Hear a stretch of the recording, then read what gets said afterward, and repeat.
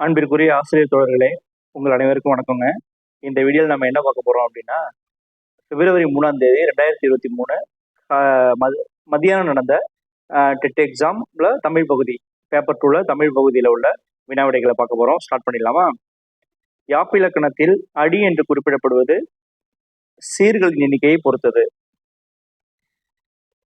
இந்திர விழா 28 நாட்கள் கொண்டாடப்படுவதாக கூறும் இலக்கியம் எது? மணிமேகலை. இதுல பாருங்க, இந்திர விழா பூம்புகார்ல கொண்டாடப்படக்கூடிய ஒரு விழா. அது 28 நாட்கள் நடைபெறும். அதையும் நீங்க பாத்துங்க. ஓகேவா?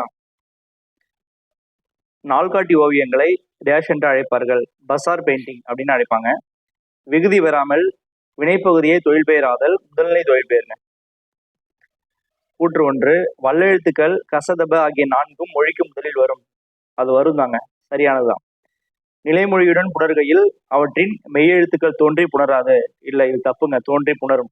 அப்ப கூற்று 1 சரி, கூற்று 2 தவறுங்க. கோவை பழம் மூக்கும் பாசிமணி கண்ணும் என்ற வரியில் இடம்பெறும் படிமம்.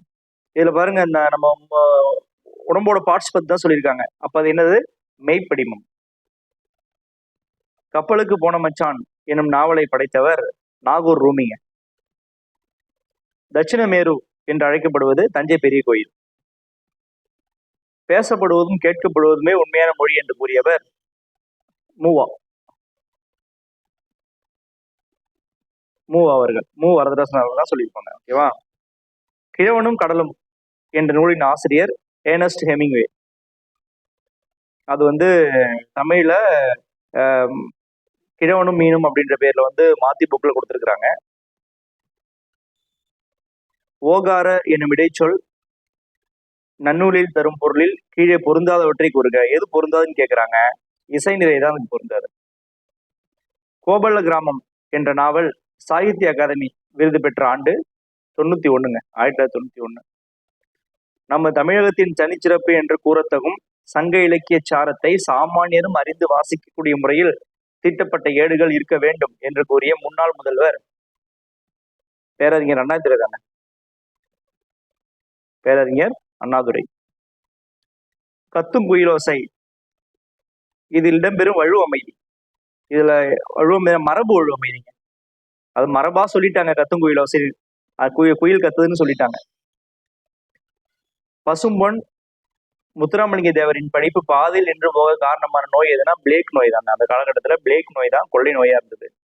மொழி இறுதியில் வரும் வினா எழுத்துக்கள் எதுனா ஆவும் ஓவும். பண்டைய கால கல்வி முறையில் வேத்தான் என அழைக்கப்படுவர் யாருன்னா பள்ளிக்கு முதல்ல வர்றவருங்க. தமிழ் அறிஞர்களால் தமிழ் இமயம் என்று போற்றுதற்கூடியவர் யாருன்னா சுபமாணிக்கங்க.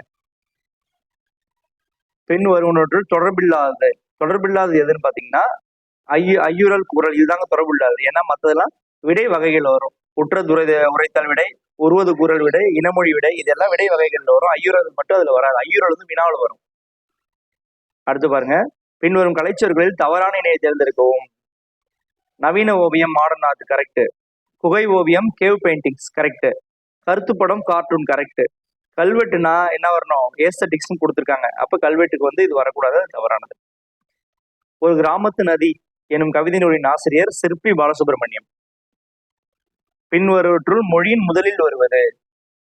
அதாவது மொழியின் முதல் நிலை என்ன கேக்குறாங்க. அதாவது பேசுவதும் கேட்பதும் தாங்க மொழியின் முதல் நிலை. காலம் கறந்த பெயரெச்சம் வினைத்தொகை. ஒப்புரவை விளக்க பயன்படுத்தியுள்ள உவமை மருந்து மரம்.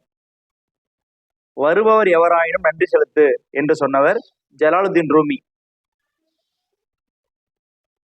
ஒரு மேட்ச் கொடுத்திருக்காங்க. வவ் அப்படின்னா கவர். வவ்னா கவர். கூனா பூமி. சேனா உயர்வு. அண்ட் மைனா அஞ்சனம். ஓகேவா? ஒண்ணுதான் பதில். பாரதியார் பெண்களுக்கான குரல் வெண்பா எழுதிய இதழின் பெயர் சக்கரவர்த்தினி. இதுல நிறைய கொஸ்டின் இருக்கு. யாரு பெண்களுக்கான குரல் வெண்பா எழுதுனாங்கன்னு கேட்டா பாரதியார்னு சொல்லணும். பாரதியார் பெண்களுக்காக என்ன எழுதினான்னு கேட்டா குரல் வெண்பான்னு சொல்லணும்.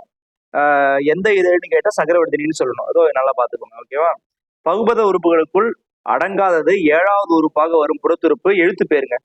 பகுதி, விகுதி, இடைநிலை, சாரியை, சந்தி, விகாரம் மொத்தம் 6 வரும். இதெல்லாம் பகுபத உறுப்பிலக்கணம் வரும். இது 7வதா ஒரு எழுத்து பேரு. கிழக்கு வாசல் உதயம் என்ற திங்களிதழை உத்தம சோழன் எத்தனை ஆண்டுகளா நடத்தி வர்றான்? 12 ஆண்டுகளா நடத்தி வர்றாங்க. இதுல 2-3 கொஸ்டின் இருக்கு. கிழக்கு வாசல் நடத்தினவரு உத்தம சோழன். கிழக்கு வாசல்னா என்ன? அது ஒரு திங்கள் இதழ். எல்லாத்தையும் பாத்துங்க. எத்தனை வருஷமா நடத்துறாரு? 12 வருஷமா நடத்துறாரு. நவீன தமிழ் மர்மலர்ச்சிக்கு வித்திட்டவர் சீசு செல்லப்பா.